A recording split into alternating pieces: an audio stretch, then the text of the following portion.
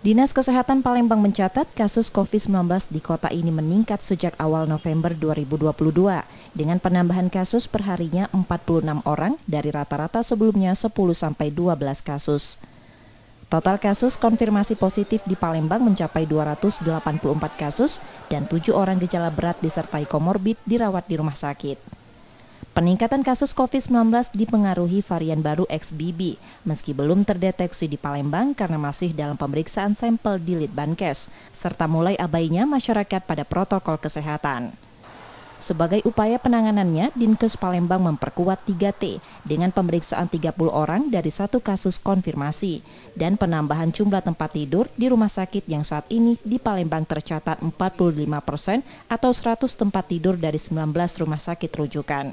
Ya, jadi kasus COVID di Palembang ini sudah ada peningkatan dari mulai awal November 2022. Yang sebelumnya kasus COVID-nya boleh kita katakan sedikit dibandingkan dengan sekarang. Sebelum awal November 2022 rata-rata 10, paling banyak 11 atau 12 penambahan kasus COVID per hari.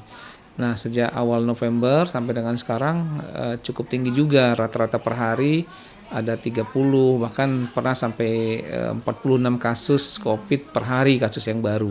Sepanjang tahun ini 177 orang meninggal dunia akibat COVID-19 di Palembang.